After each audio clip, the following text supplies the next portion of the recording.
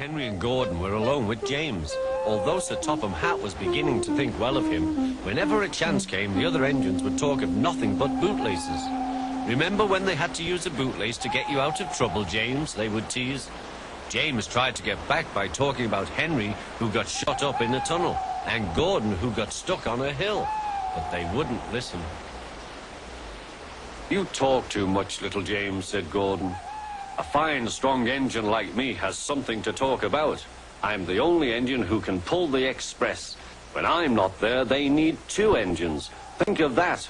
I've pulled expresses for years and have never once lost my way. I seem to know the right line by instinct." Every wise engine knows, of course, that the signalman sets the switches to make the engines run on the right tracks. But Gordon was so proud he had forgotten. "Wake up, James," said Gordon next morning. "It's nearly time for the express." "What are you doing? Odd jobs?" "Oh, well, we all have to begin somewhere, don't we? Run along now and get my coaches. Don't be late."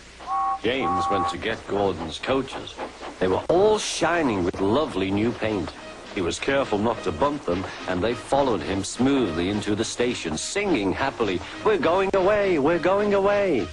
"I wish I was going with you," said James. "I should love to pull the express and go flying along the line." Gordon, with much noise and blowing of steam, got ready to back onto the train.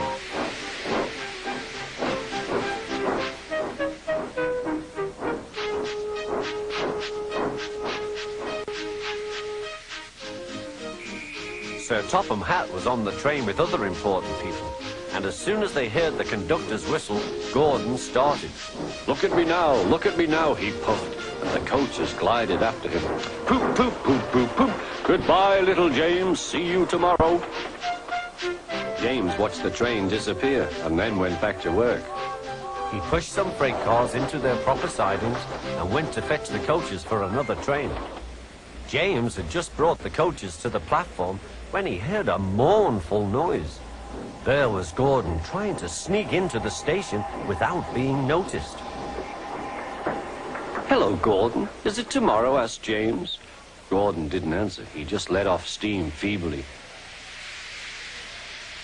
"Did you lose your way, Gordon?" said James. "No, it was lost for me. I was switched off the main line onto the loop. I had to go all round and back again." "Perhaps it was instinct," said James.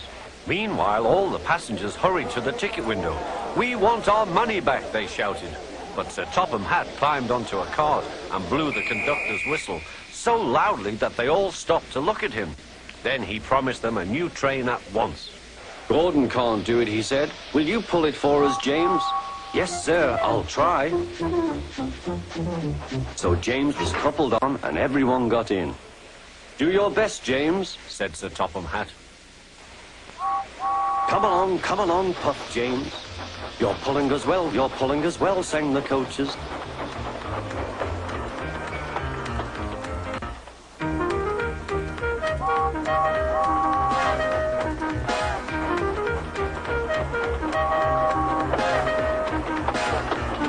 Bridges and stations flashed by, the passengers cheered, and they soon reached the station. Everyone said thank you to James, And Sir Topham Hatt was very impressed. "Well done," he said. "Would you like to pull the express sometimes?" "Yes, please," answered James. Next day, when James came by, Gordon was pushing freight cars. "I like some quiet work for a change," he said. "I'm teaching these cars manners. You did well with those coaches, I hear." "Good, we'll show them." And he gave his cars a bump. James and Gordon are now good friends. James sometimes takes the express to give Gordon a rest. Gordon never talks about bootlaces, and they are both quite agreed on the subject of freight cars.